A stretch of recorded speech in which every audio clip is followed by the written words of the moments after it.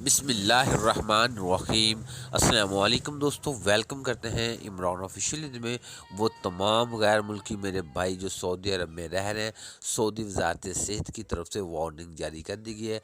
जैसा कि कोरोना के हालात बहुत तेज़ी से बिगड़ रहे हैं, दिन ब दिन ही ख़राब होते जा रहे हैं, तो इस वजह से सऊदी वजारत सेहत की तरफ से एक हंगामी तौर पर प्रेस कॉन्फ्रेंस भी बुलाई गई है।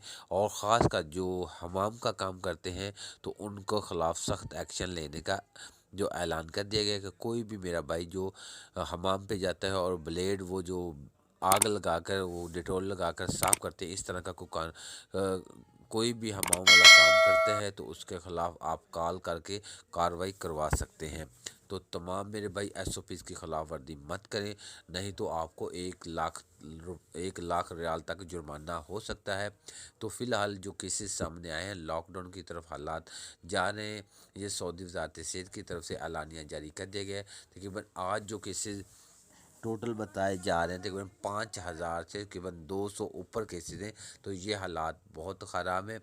अगर इस तरह के केसेस आते रहे, इसी तरह बढ़ते रहे, तो जद्दा, रियाद और कुछ इलाकों में लॉकडाउन लगने का ख़तरा है और इसके जो असर हैं फ़्लाइट्स पर भी पड़ेंगे। तो फिर फ़िलहाल इस तरह का कोई भी मामला नहीं है लॉकडाउन की तरफ हालात, लेकिन इनको वार्निंग जारी कर दी गई है। अगर इस तरह दिन ब दिन केसेस बढ़ते रहे तो हालात लॉकडाउन की तरफ जा रहे हैं।